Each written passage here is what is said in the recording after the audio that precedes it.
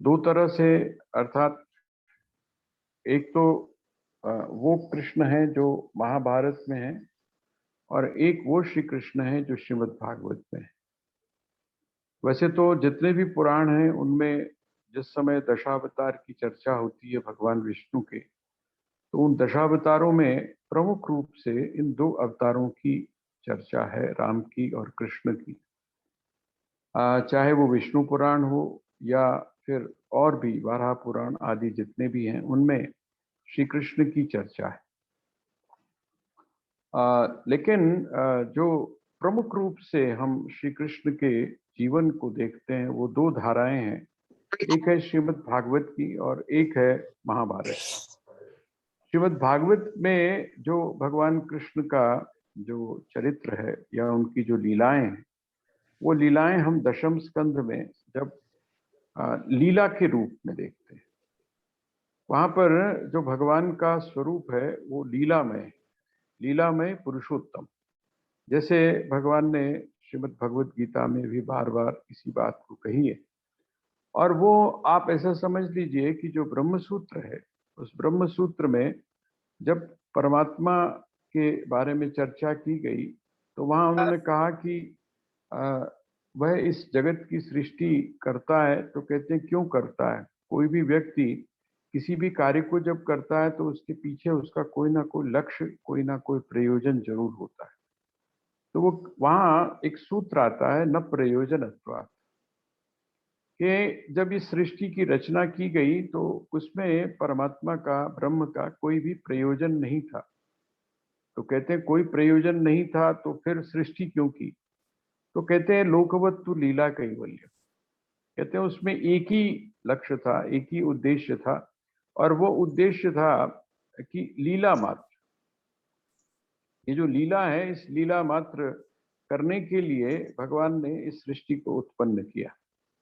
लेकिन भक्त जो हैं, वो भक्त इस चीज को या इस तथ्य को अपने ही तरीके से इसका विश्लेषण करते हैं। वो कहते हैं असल में हुआ ये कि वह जो परमात्मा है वो अपने भक्तों को मिलना चाहता था, क्योंकि वो जो भक्त हैं, वो जब तक भक्तों को मिलता नहीं है भगवान, तब तक उसको भी आनंद नहीं आता। जितना आनंद भक्तों को भगवान से मिलने में आता है, उतना ही आनंद भगवान को तब मिलता है, उतनी ही प्रसन्नता का अनुभव भगवान तब करते हैं जब वो अपने भक्तों के साथ में मिलते हैं।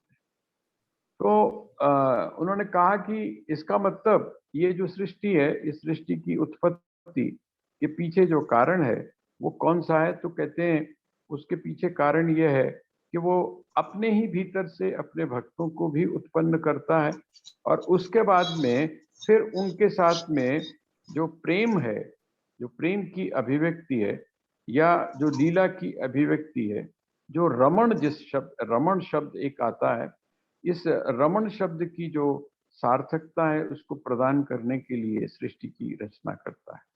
तो ये जो लीला मात्र है, वहां पर जो भगवान श्रीमद् भागवत में आपको दिखाई देते हैं, वो उसमें जो है तो दूसरा पक्ष भी, लेकिन महत्वपूर्ण पक्ष जो है उसमें वो है उनका जो लीलामय रूप।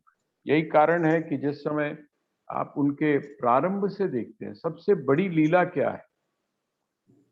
देखिए, जो प्रारंभ होता है, उनकी जो सबसे बड़ी लीला है, बाकी लीलाएं तो हैं, ठीक है, पूतना का उन्होंने वध किया, राक्षसों का संहार किया, और उसके बाद में कंस का संहार किया, बहुत सारी उनकी लीलाएं हैं। लेकिन सबसे बड़ी लीला उनकी कौन सी है? सबसे पहली जो लीला है, वो सबसे पहली लीला ये है कि जो ताले लगे हुए थे, जन्म कहाँ हुआ? तो कहते हैं जन्म हुआ कारावास में। जन्म कहाँ हुआ? कारावास में। इसका मतलब जिस समय वो देखते हैं कि कोई भी व्यक्ति, उनका जो भक्त है वो कारावास में है, तो उनको कारावास में प्रवेश करने में भी कोई दिक्कत नहीं होती।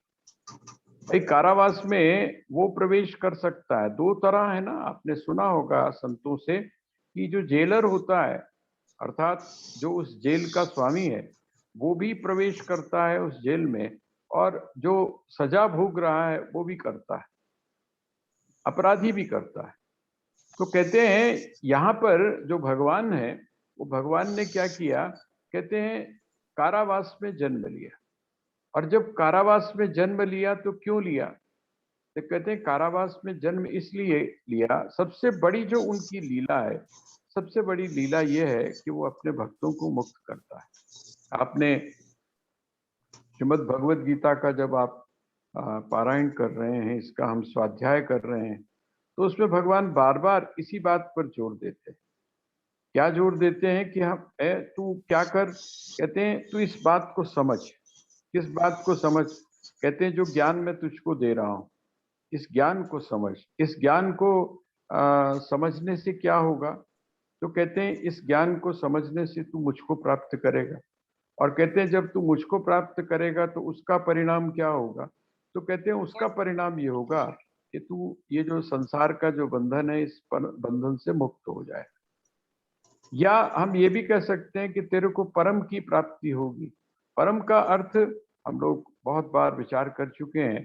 परम का अर्थ होता है बस अब उसके बाद में और कुछ प्राप्त करना शेष ना रहे। तो भगवान की जो लीला है, उस लीला का लक्ष्य क्या है, उस लीला का उद्देश्य क्या है, उस लीला का उद्देश्य है हमारे समस्त बंधनों को काट कर फेंक देना। तो ये जो उनकी जो सबसे पहली जो लीला है, जहां जहां उनका क्या होता है, हम लोग सामान्य तौर पर जो है वो जन्म शब्द का प्रयोग कर देते हैं, लेकिन भगवान ने बड़ा स्पष्ट रूप से महाभारत का ये जो एक ग्रंथ है जिसमें श्रीमद् भगवत गीता जहां आई है, श्रीमद् भगवत गीता में भगवान ने उसके लिए एक शब्द का प्रयोग किया। वो शब्द कौन सा है, तो कहते हैं जन्म कर्म च मे दिव्यम एवं यो वेत्ति तत्वतः।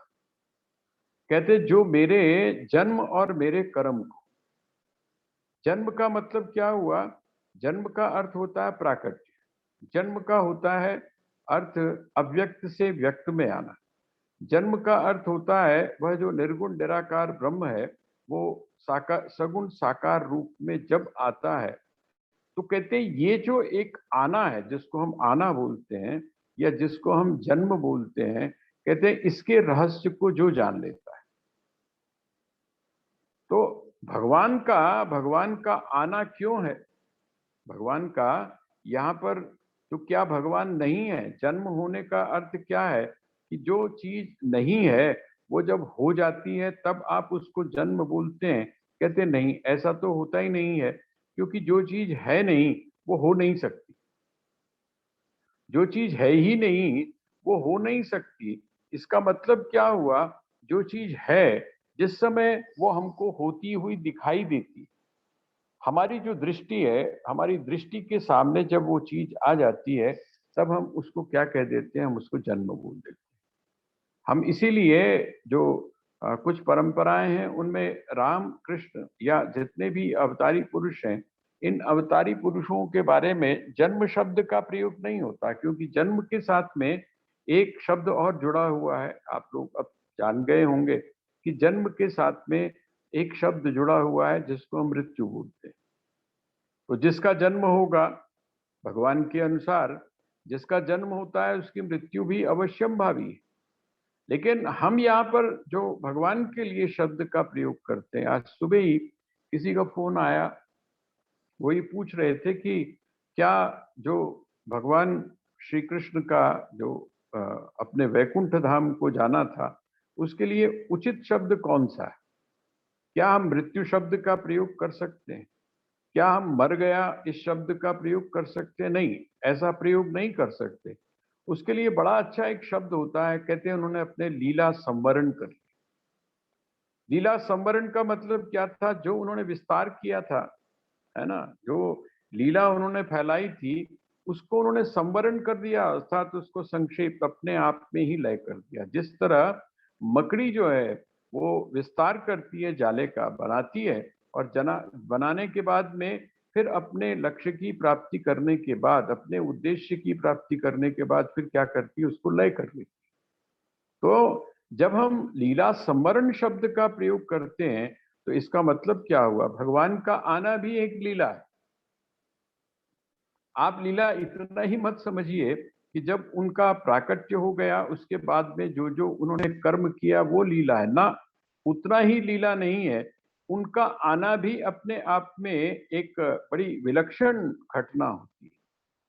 तो वो जब आते हैं, जब वो उनका प्राकट्य होता है, जब वो परम तत्व अव्यक्त से व्यक्त होता है, निर्गुण निराकार से सगुण साकार होता है, तो कहते हैं वो क्यों होता है, इस रहस्य को आप जाने।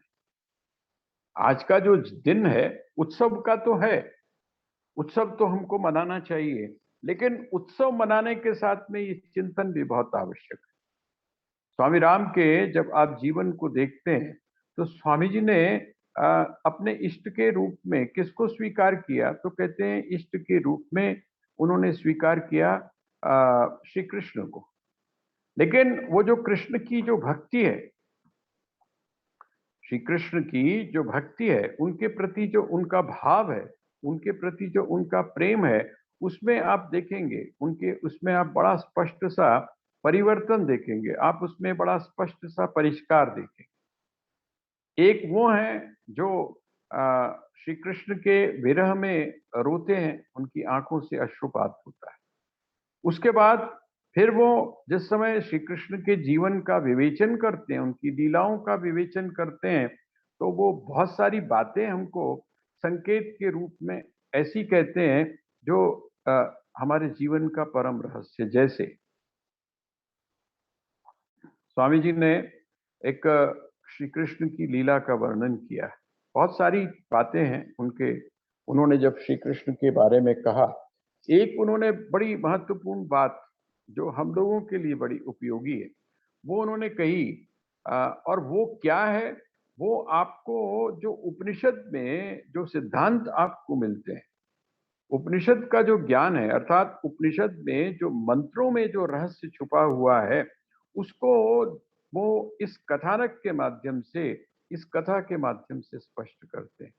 उपनिषद में एक बहुत मूल सिद्धांत दिया गया है और वो हम अपने जीवन में देख भी सकते हैं। अभी बल्कि एक दिन एक आ रहा था कि बहुत तेज कहीं पर वृष्टि हुई है, बारिश हुई है, और एक मादा मतलब माँ जो है वो अपने बेटे को लेकर उस तेज बहते हुए बहाव के अंदर फंस जाती है, और वो क्या करती है, वो उस अपने बच्चे को ऊपर तक ले जाती है। उसका मकसद सिर्फ इतना होता है कि किसी तरह से मेरा बच्चा बच जाए। पर प्रयोग क्या बताते हैं? प्रयोग ये बताते हैं कि वो भी एक लिमिट है। ये जितने भी हमारे रिलेशंस हैं, इनमें ममता है, मेरापन है, अपनापन है, इनकी एक लिमिट है। वो सीमा जिस समय अतिक्रमण होती है, अर्थात उस सीमा को जब हम पार कर जाते हैं, तो वहां दूसरा ही नियम लागू हो जाता है। और वो नियम कौन सा है? वो नियम है उपनिषद में, आत्मनस्तु कामाय सर्वम प्रियम भवति। आप जिसके साथ में भी प्रेम करते हैं, जिसको भी आप अपना मानते हैं, वो तभी तक मानते हैं जब तक कि आपको उससे प्रसन्नता, आपको उससे सुख नहीं प्राप्त हो रहा है। तो स्वामी जी ने उस सिद्धांत को जो है वो भगवान कृष्ण की एक लीला के साथ जोड़ा। कौन सी लीला है? वो हम लोग सभी जानते हैं, और वो है काली मर्दन। काली मर्दन, काली मर्दन का अर्थ क्या है? भगवान को पता चला कि ये स्थान एक ऐसा है जो जहां पर कोई भी नहीं जाना चाहता है, भयभीत हैं लोग यहाँ से।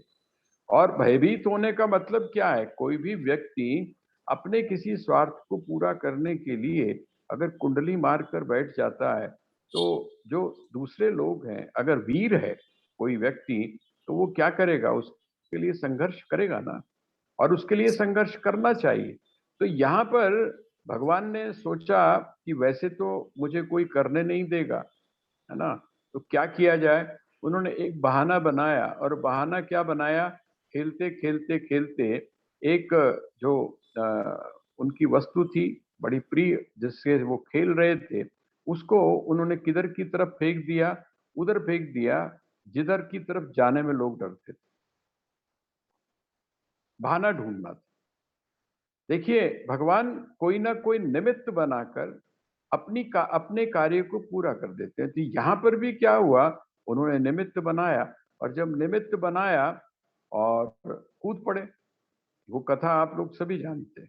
भगवान उसमें काली में कूद पड़े, वो जो काली दह था उसमें कूदे, और जब कूदे तो वो समाचार जो है वो पहुंचा कहाँ, वो माँ यशोदा तक पहुंचा, बाबा तक पहुंचा, सब लोग वहां पर आए। लेकिन स्वामी जी वहां संकेत क्या करते हैं, कहते सबके आने के बाद विलाप सारे कर रहे हैं, रो बिलक सारे रहे हैं, चिल्ला सारे रहे हैं, लेकिन कोई भी व्यक्ति छलांग मारकर उस काली दह में प्रवेश नहीं करता है। ये बात हमको क्या बताती है? भगवान की ये लीला हमको संकेत करती है कि नहीं, आपको अपना संघर्ष अपने आप ही करना है। आपके लिए एक सीमा तक तो लोग आएंगे, लेकिन उस सीमा के बाद में वो, क्योंकि आपका जब स्वार्थ उनसे पूर्ण नहीं होगा, आपके कारण जब किसी को दुख मिलेगा तो वो आपका परित्याग कर। तो ये जो लीलाएं हैं, जितनी भी उनकी लीलाएं, उन लीलाओं के माध्यम से कोई ना कोई संकेत, कोई ना कोई संदेश, कोई ना कोई उपदेश वहां पर दिया गया। और यहाँ ये जो श्रीमद् भागवत के अलावा जिस समय आप महाभारत में आते हैं, तो महाभारत में श्री कृष्ण का व्यक्तित्व बड़ा ही अलग तरीके का है। आप ऐसा समझ सकते हैं कि वहां पर जो श्रीमद् भागवत में जो उनका स्वरूप है, वो एक दो जगह ऐसी जगह मिलती है जहां पर उनका जो वैलक्षण्य है, अर्थात उनकी जो भगवत्ता है, वो सामने स्पष्ट रूप से आती है जब नारद जी वहां पर जाते हैं। और नारद जी कहते हैं कि 16,108 रानियां हैं, तो ये सबको कैसे प्रसन्न करते हो? और जिस समय उन्होंने जाके देखा, तो जिस महल में जाते हैं, जिस रानी के महल में जाते हैं, वहां पर वो कृष्ण को पाते हैं। इसका मतलब क्या हुआ? वह जो श्री कृष्ण है वो परमात्मा है, रूपम रूपम प्रतिरूपो बभूव। वो कहता है उसने क्या किया, उसने सबको प्रसन्न करने के लिए, सबकी प्रसन्नता के लिए उसने क्या किया, कहते हैं वो प्रत्येक का अपना बन गया। महाराष्ट्र के अंदर भी आपने देखा होगा, महाराष्ट्र में भी प्रत्येक जो गोपी है वो क्या समझती है, वो यही समझती है कि श्री कृष्ण जो है, ये कृष्ण, ये मेरे साथ ही नृत्य कर रहे हैं और मुझसे ही सबसे ज्यादा प्रेम करते हैं। ये जो एक जिसको बोलते हैं आश्चर्य वाला जो रूप है ये वहां, लेकिन यहाँ पर जिस समय आप देखते हैं महाभारत में, तो महाभारत में श्री कृष्ण का व्यक्तित्व बड़ा विलक्षण है। तो दोनों ही जगह जिस समय आप दोनों रूपों को मिलाकर चलते हैं, तो वहां श्रीमद् भगवत गीता जिसका हम लोग स्वाध्याय कर रहे हैं, उस स्वाध्याय में कौन सा उनका रूप है, जो भगवान विष्णु का, जिसको हम विष्णु तत्व बोलते हैं।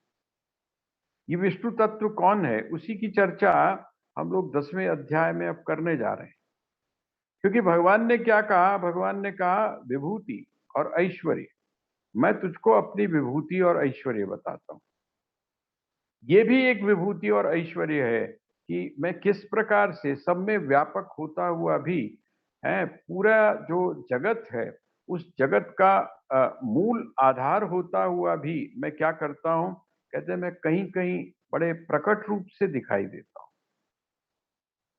छुपकर मैं सारी जगह रहता हूं, सूक्ष्म रूप में मैं सारी जगह रहता हूं, लेकिन कभी कभी कहीं कहीं मेरा जो प्राकट्य है वो बिल्कुल स्पष्ट रूप से दिखाई देता है। कारण कहते हैं कि वो एक सामान्य जो चीज है उसमें नहीं होता है, जिसको आप जगत बोलते हैं, जिसको आप संसार बोलते हैं, उस संसार में वो सामान्यतया नहीं दिखाई देता। और वो जो सर्वश्रेष्ठ है, जितना भी सर्वश्रेष्ठ है इस संसार में, जो भी आप, वैसे तो उसका कंपैरिजन नहीं किया जा सकता, उसकी तुलना किसी के साथ नहीं की जा सकती, लेकिन कहते हैं कि अगर बाई चांस आप तुलना करने भी बैठे तो उस तुलना में जो सर्वश्रेष्ठ है, सबसे ऊंचा है, सबसे ऊपर है, वो कौन है? वो कहते हैं वो मैं हूं।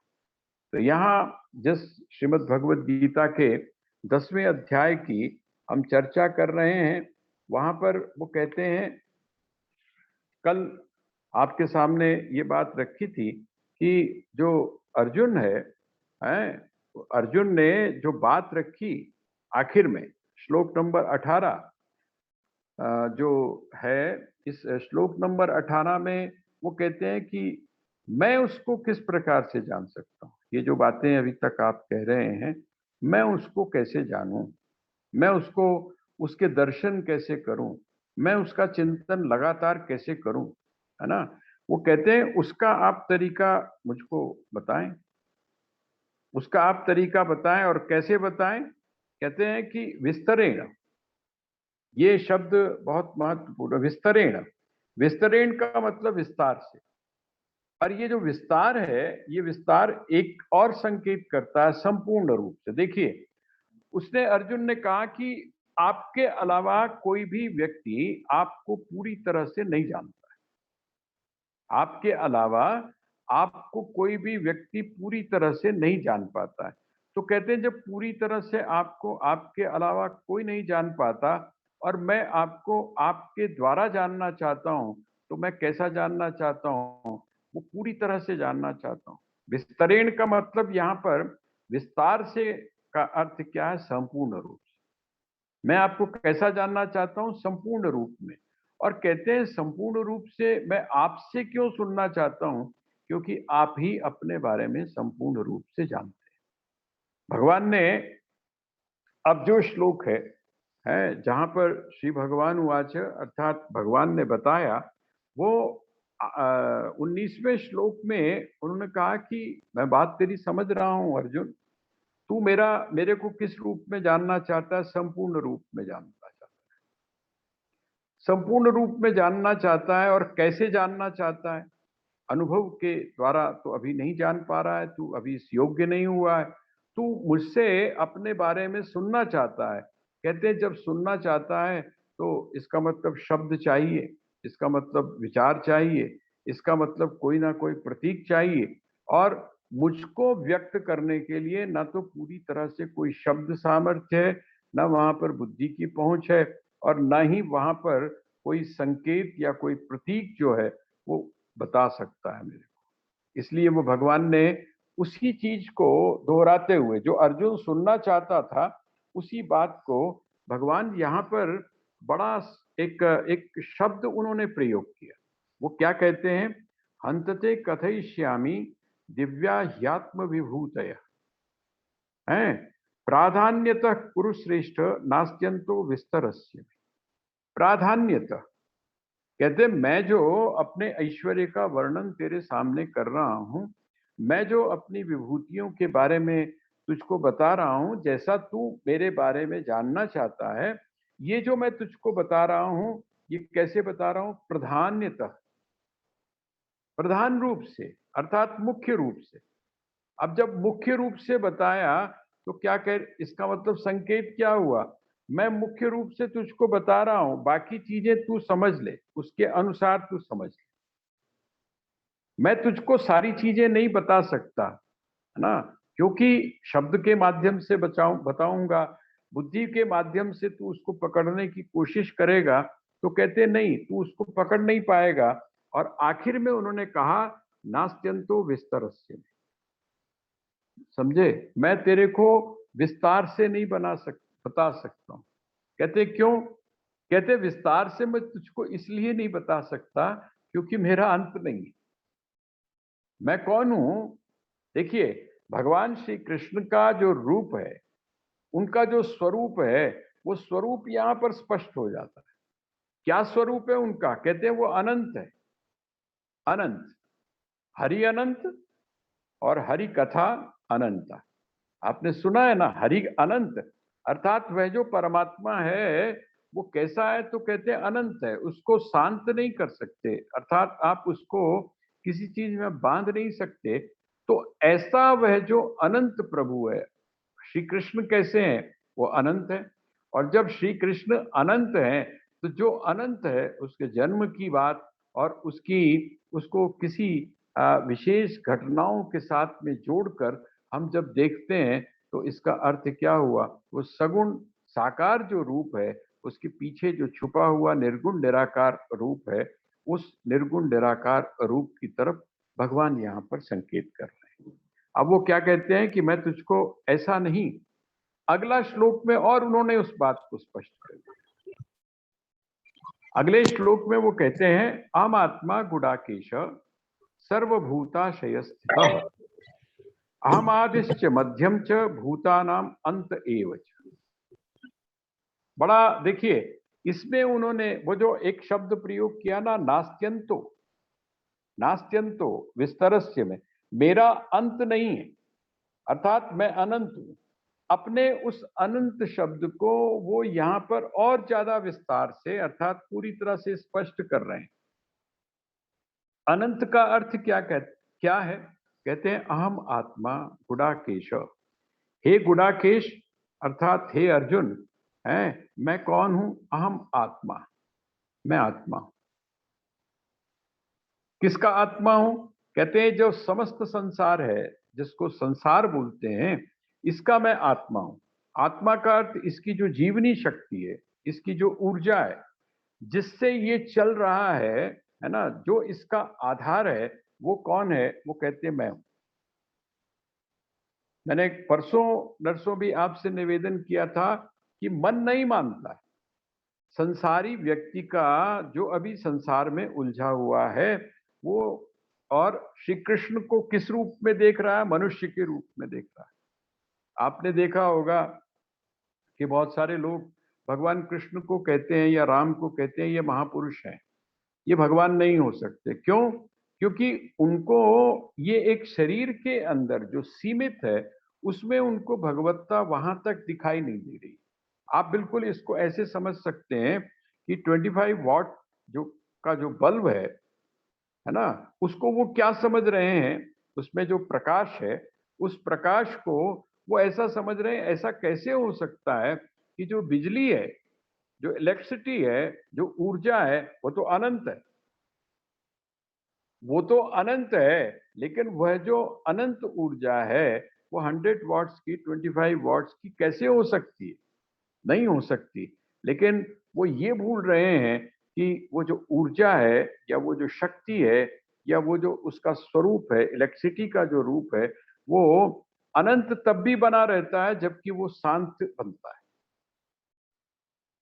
अनंत तब भी बना रहता है क्योंकि उसका जो स्रोत है वो क्या है भाई? जो शांत हमको दिखाई दे रहा है, वो तब तक दिखाई दे रहा है जब तक हम उसको बल्ब के रूप में देख रहे हैं। जब आप हम उसको बल्ब, रात हम लोग यहाँ ऐसे ही बैठे हुए अपने ज्ञान मंदिर में चर्चा कर रहे थे कि ठीक है, वो जो ऊर्जा का स्रोत है वो बहुत विस्तृत है, बहुत बड़ा है। तो वो जो बड़ा स्रोत है, उस बड़े स्रोत से जो छोटे हैं, जो उन्होंने लिया, और लेने के बाद में अगर आप पीछे से स्रोत को डिस्कनेक्ट कर देते, जहां से वो ऊर्जा आ रही है, उसको अगर आप डिस्कनेक्ट कर देते हैं, तो क्या होता है?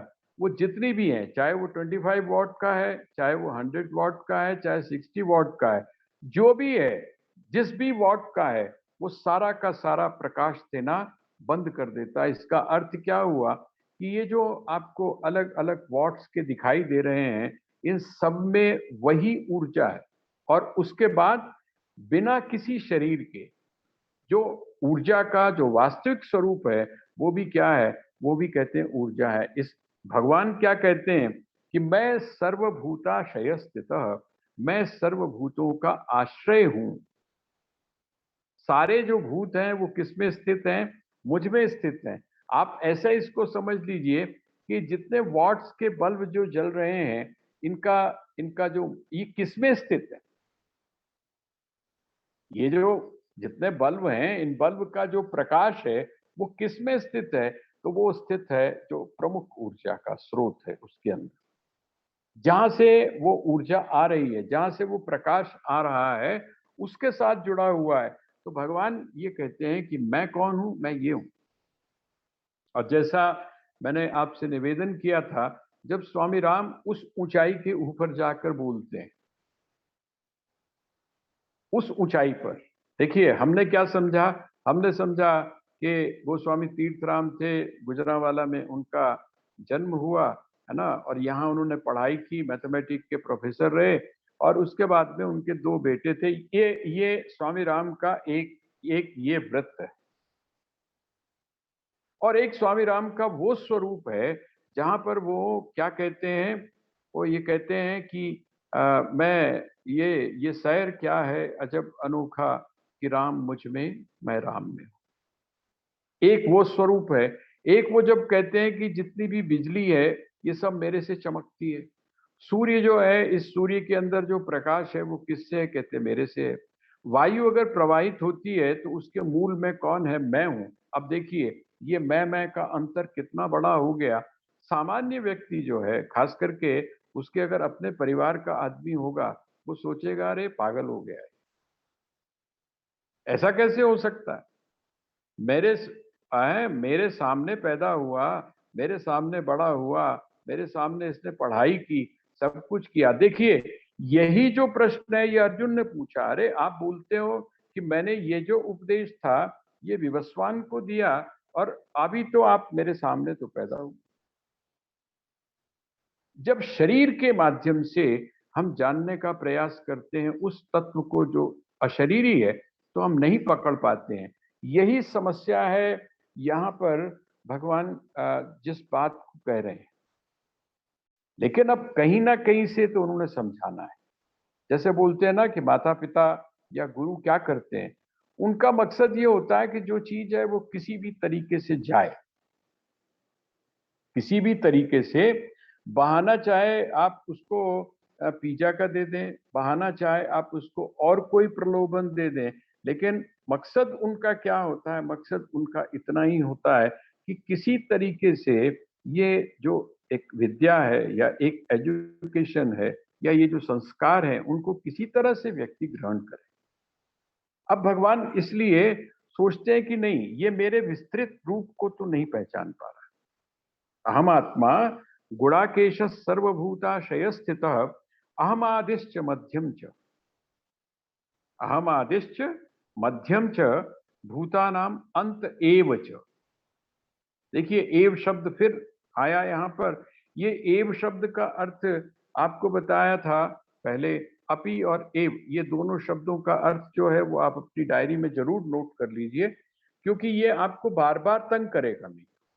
अपि शब्द का अर्थ होता है भी, और एव शब्द का अर्थ होता है ही। अपि शब्द का अर्थ होता है भी, एव शब्द का अर्थ होता है ही शब्द का जो है वो ये है कि अब कोई विकल्प नहीं है आपके सामने। तो जब वो ये कहते हैं कि अहमादिश्च मध्यम च भूतानाम अंत एव च, मैं कौन हूं। अब इस एव शब्द को आप इसके साथ में जोड़ते चलिए। अहमादिश्च, अहम एव, अब यहां एव अगर डालेंगे, अहम एव आदिश्च, मैं ही क्या कौन हूं, मैं भी नहीं। देखिए मैं भी नहीं, बल्कि मैं ही कौन हूं, तो कहते हैं मैं ही आदि हूं। मैं ही आदि हूं। जब इस जगत की उत्पत्ति नहीं हुई थी तब भी कौन था, कहते हैं मैं ही था। मैं ही था, मैं ही था मतलब मैं अपने अलावा किसी और को कुछ था ही नहीं, और मैं ही था। अहमादिश्च मध्यम च, मध्यम च मतलब बीच में। जब इस जगत की उत्पत्ति हुई उसके बाद में मैं कौन है, तो कहते हैं अहमादिश्च मध्यम च, बीच में भी मैं ही हूं, और भूतानाम अंत एव च, और भूतों का जो अंत है अर्थात समस्त प्राणी मात्र जो है वो जहां पर जाकर लय को प्राप्त करते हैं, वो भी कौन है, वो कहते हैं मुझ में ही लय को प्राप्त करते हैं। अब आप तीनों शब्द को समझ लीजिए। भगवान कृष्ण क्या कहना चाहते हैं कि ब्रह्मा भी मैं ही हूं, ब्रह्मा भी मैं हूं, और विष्णु भी मैं हूं, और शिव भी मैं हूं। आप इसके हिसाब से जोड़ लीजिए। और इन तीनों से अलग वह जो ब्रह्म तत्व है, वह जो ब्रह्म तत्व है, वो ब्रह्म तत्व भी कौन है, कहते हैं वो भी मैं हूं। मुझसे ही इस ब्रह्मा जी की उत्पत्ति होती है, या मैं ही इस ब्रह्मा जी के रूप में उत्पन्न अपने आप को करता हूं, और मैं ही भगवान विष्णु के रूप में इस जगत का पालन करता हूं, और मैं ही शिव के रूप में इस जगत का लय करता हूं। अब आप सोचिए भगवान कृष्ण का जो स्वरूप है वो कितना व्यापक हो। एक तरह से उन्होंने संकेत क्या कर दिया, वो जो विश्व रूप है या विराट रूप है जिसको 11वें अध्याय में वो बताएंगे, उसको उन्होंने संकेत मात्र से इतना कह दिया कि सब कुछ मुझ में ही है। अब उन्होंने क्या किया, अगला जो श्लोक है जहां से वो शुरू करेंगे वो बहुत महत्वपूर्ण है। देखिए उन्होंने क्या कहा, आदित्या नाम महम विष्णु हूं। ये जो श्लोक नंबर 21 है, इसमें उन्होंने किसकी सबसे पहले शुरुआत उसकी उन्होंने किससे की। मैं अलग अलग जो भी हैं उनमें जो सर्वश्रेष्ठ है उसकी मैं बात कर रहा हूं। उसके बारे में भगवान कहते हैं मैं तुझको क्या करूंगा, बड़ा सेलेक्टिव होके बताऊंगा, उससे तू अनुमान लगा लेना, उससे तू अंदाज लगा लेना। अब यहां पर वो क्या कहते हैं, कहते हैं मैं कौन हूं, कहते हैं मैं विष्णु। भाई ब्रह्मा की जरूरत तो अब इसलिए नहीं क्योंकि उत्पत्ति हो चुकी है, अतीत हो गया, बीत गया पीछे, उत्पत्ति हो चुकी है। और लय की स्थिति इसलिए नहीं क्योंकि लय तो बाद में होना है, भविष्य में है। अभी जो वर्तमान है उस वर्तमान में कौन है, तो कहते हैं इस जगत का जो पालन हो रहा है, इसकी जो स्थिति है, वो स्थिति कौन है, तो कहते हैं वो स्थिति जो रखता है उसी को विष्णु बोलते हैं। विष्णु शब्द का अर्थ होता है जो व्यापक है। विष्णु शब्द का अर्थ है जो इस जगत का पालन करता है, उसको हम विष्णु बोलते हैं। विष्णु तत्व का अर्थ है जो पालन करने वाला है, जो जो पालन कर रहा है, जिन सिद्धांतों जिन नियमों के अनुसार ये जगत जो है वो स्थित है, वो विष्णु तत्व है। और वो कहां से है, तो देखिए ये